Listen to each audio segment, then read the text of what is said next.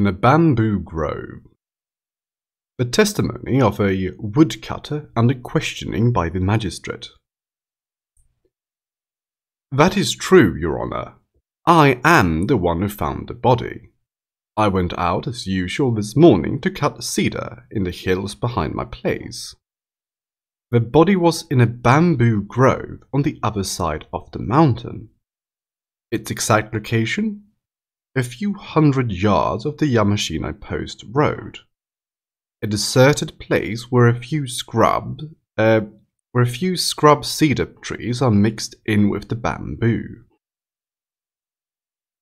The man was lying on his back in his pale blue robe with the sleeves tied up and one of those fancy Kyoto-style black hats with the sharp creases.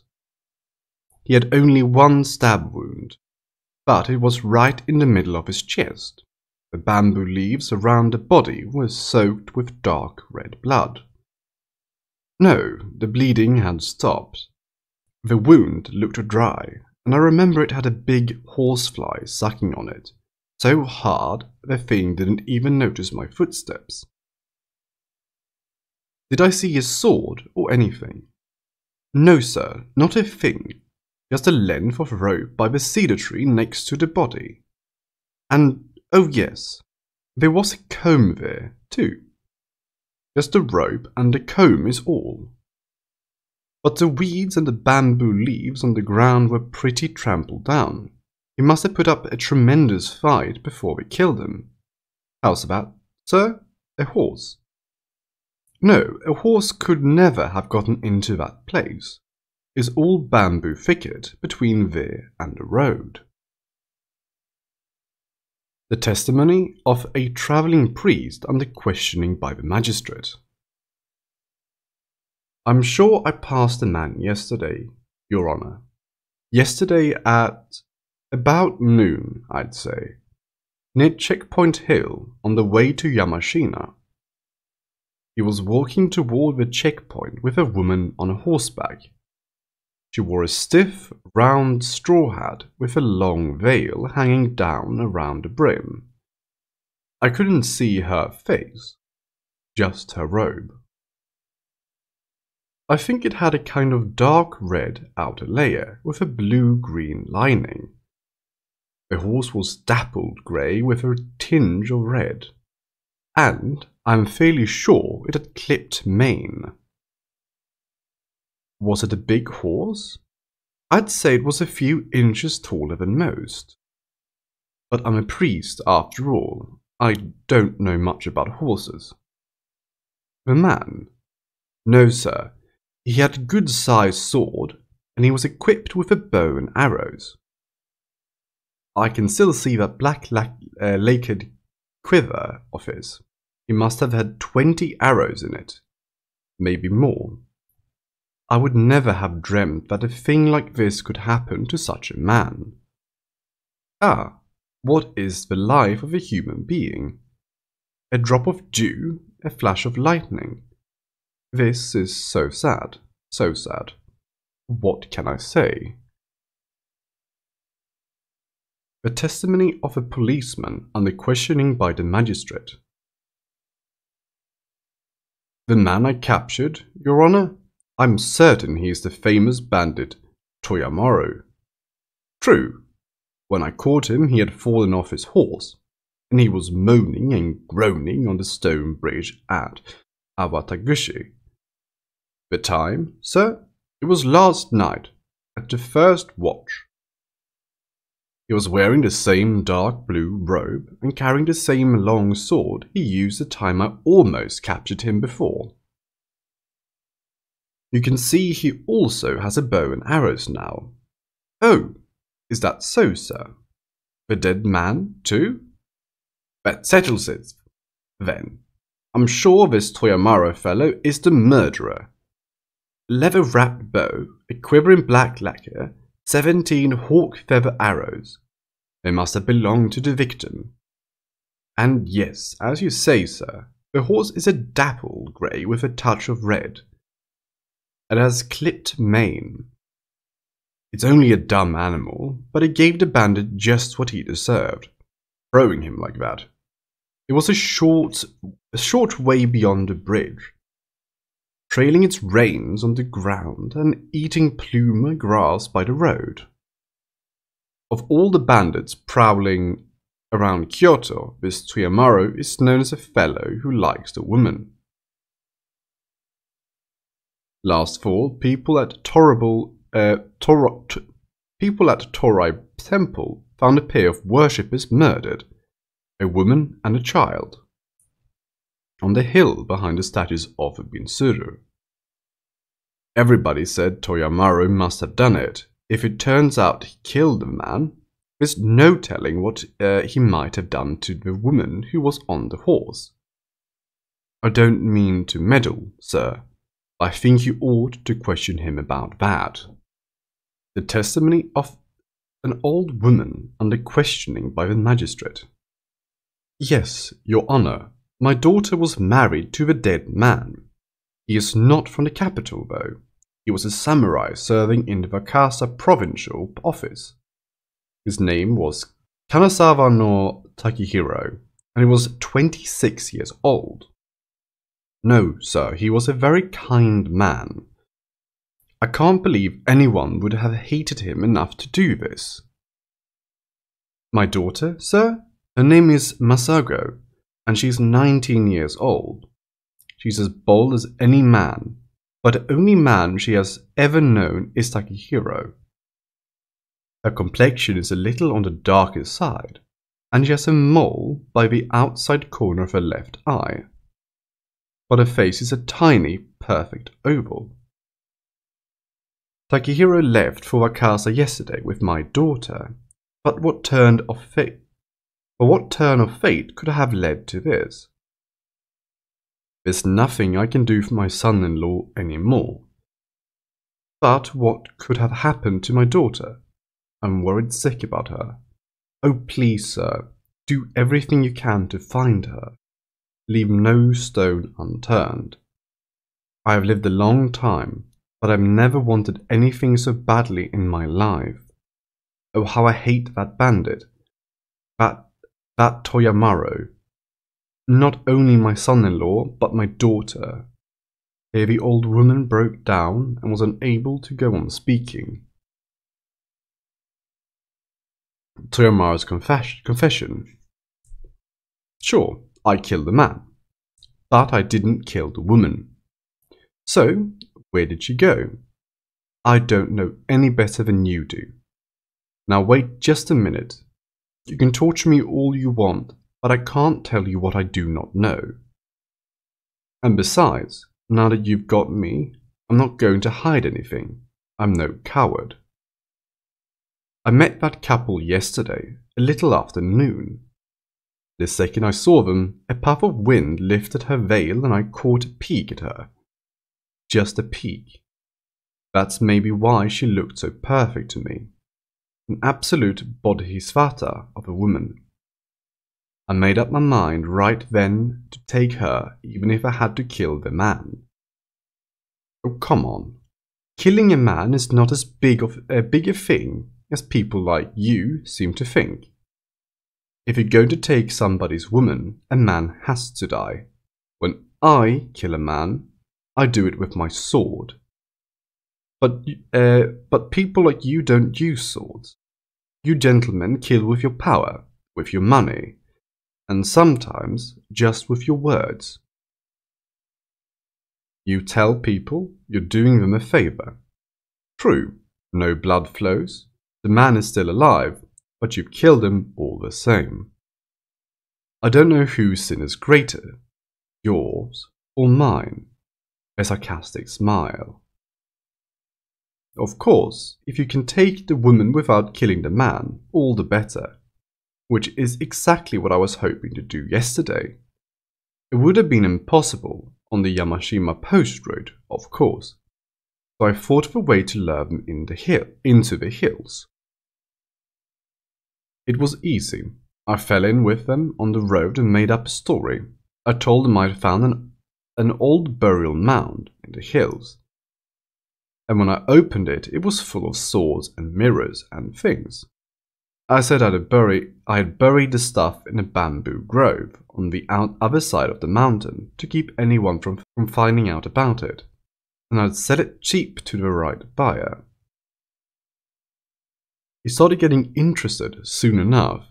It's scary what greed can do to people, don't you think? In less than an hour, I was leading that couple and their horse up a mountain trail.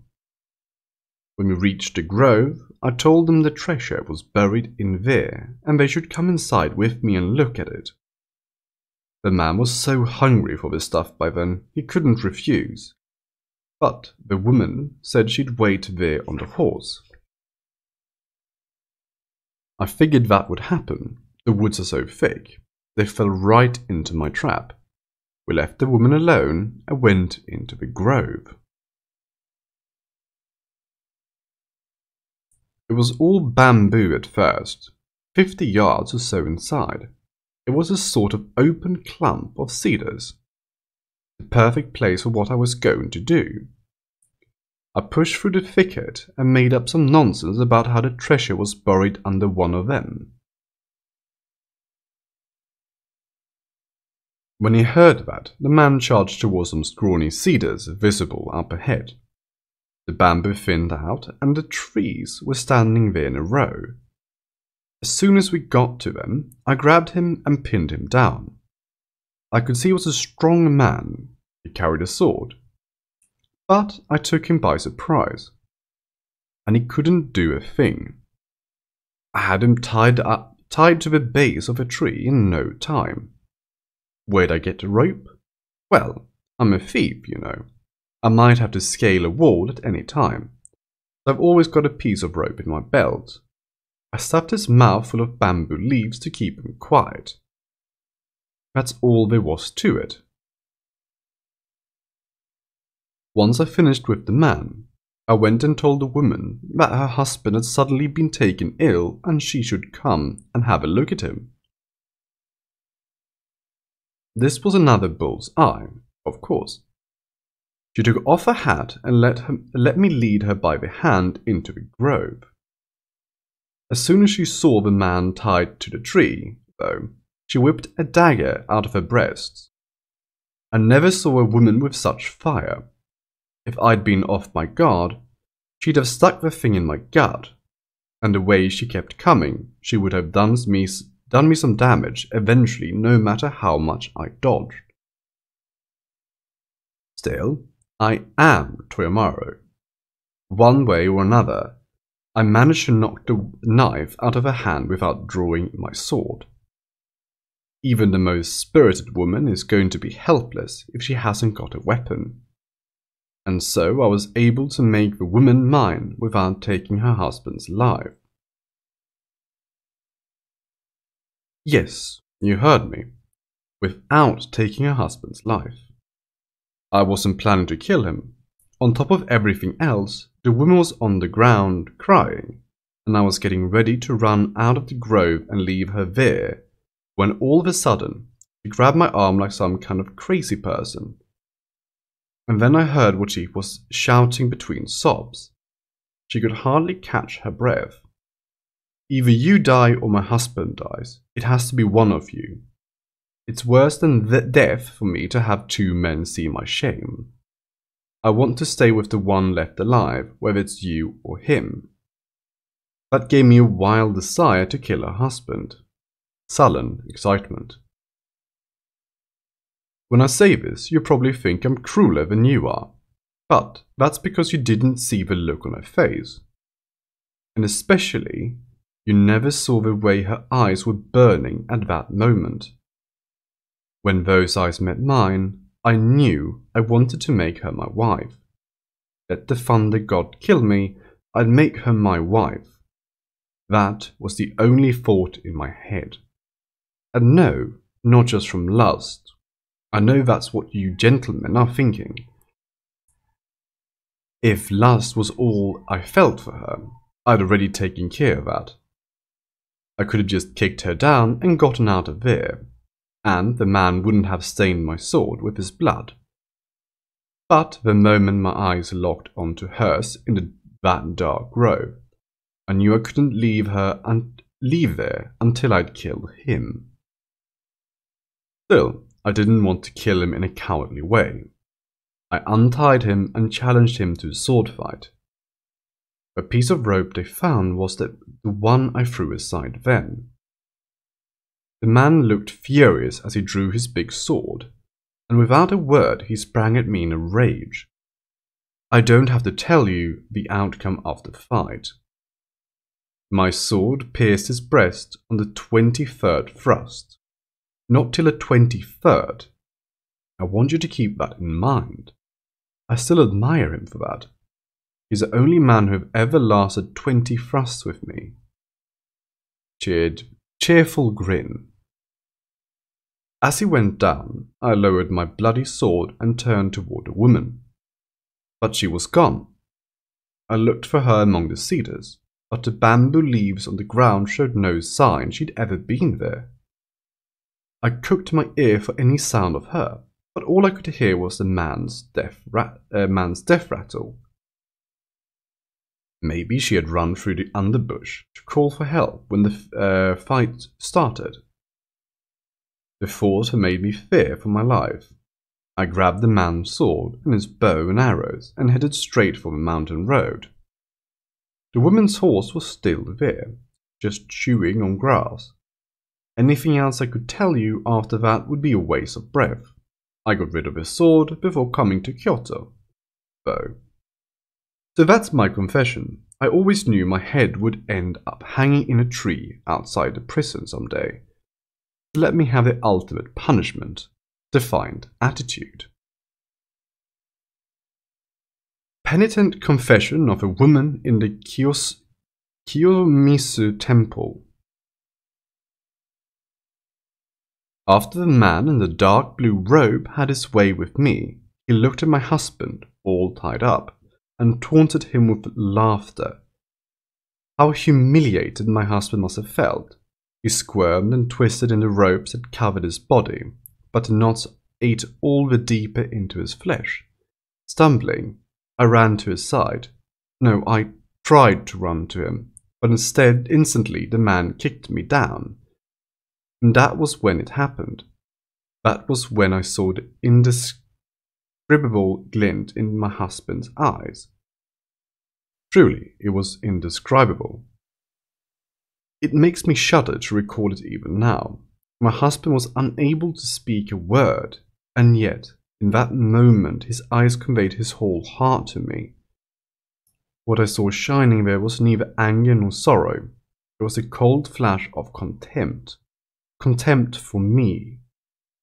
This struck me more painfully than the bandit's kick.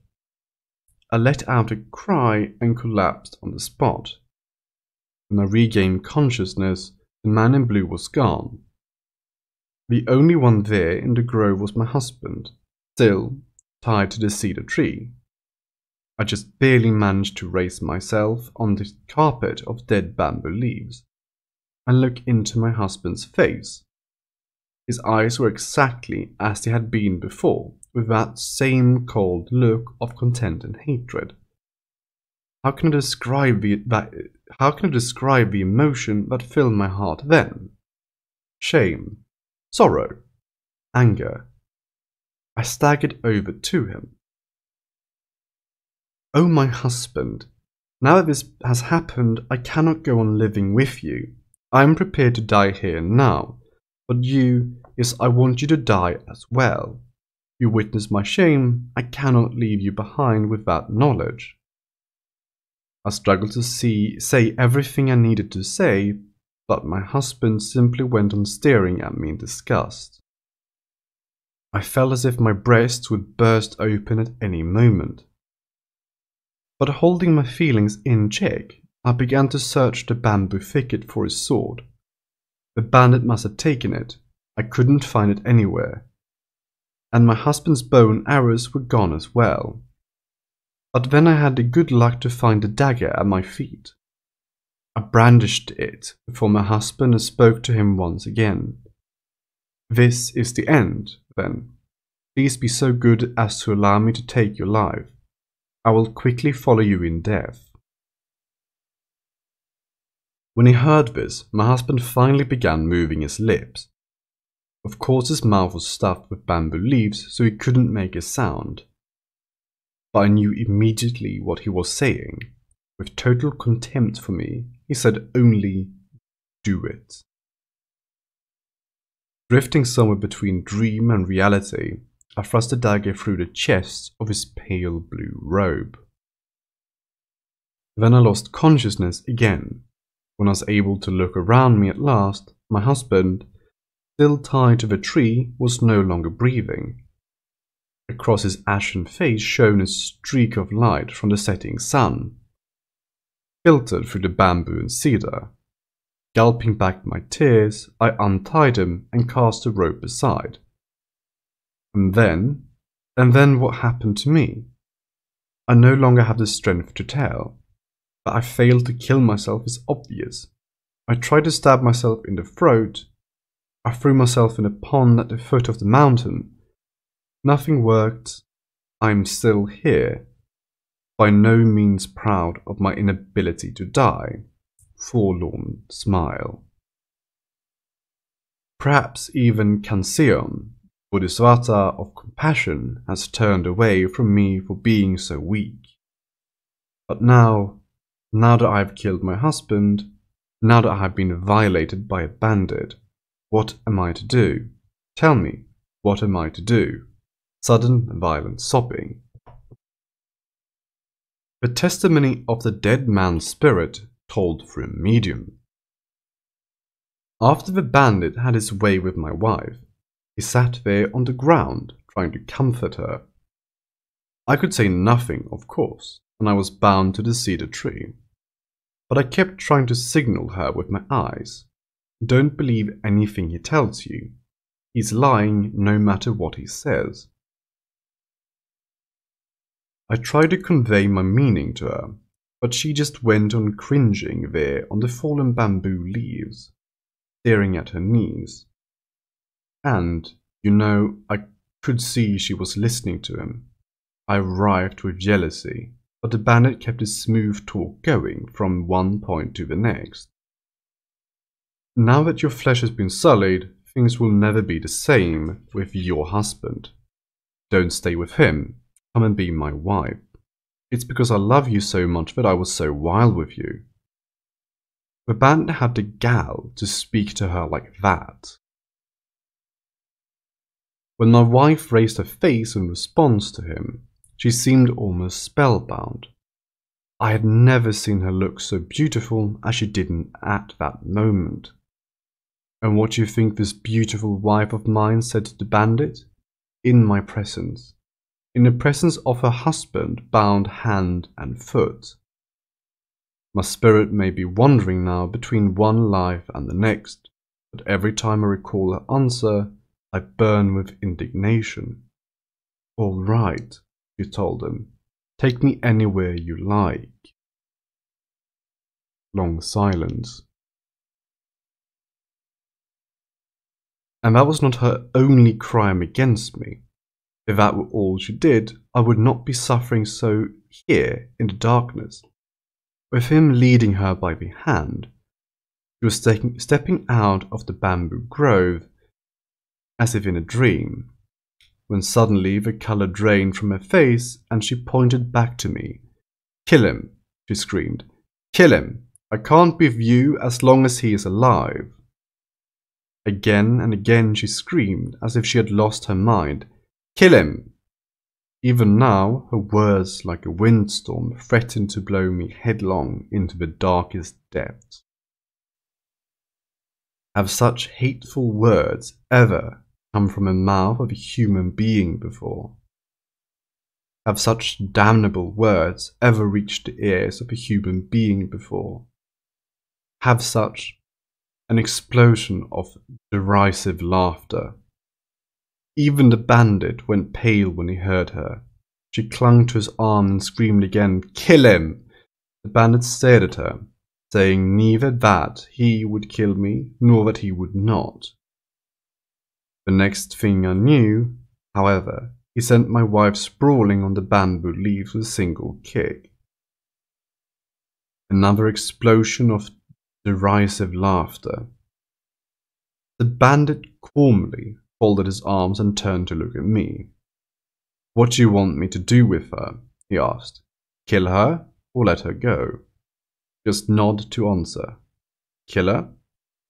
For this, if nothing else, I'm ready to forgive the bandit his crimes."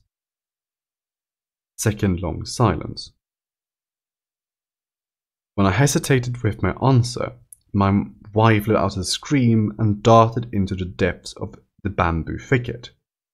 He sprang after her, but I don't think he even managed to lay a hand on her sleeve. I watched the spectacle as if it was some kind of vision. After my wife ran off, the bandit picked up my sword and bow and arrows, and he cut my ropes at one place. Now it's my turn to run. I remember hearing him mutter as he disappeared from the thicket. Then the whole area was quiet.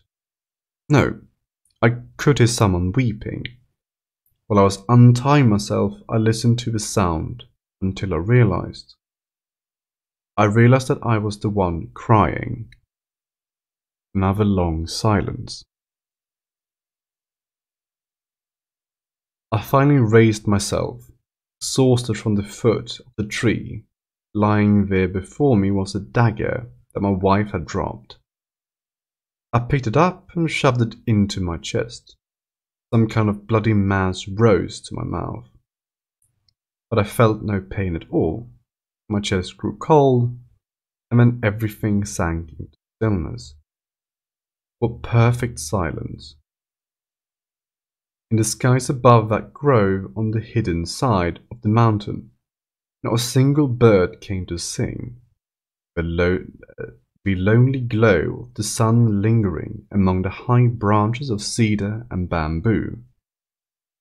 The sun, but gradually, even that began to fade, and with it the cedars and bamboo. I lay there, wrapped in a deep silence. Then stealthy footsteps came to me.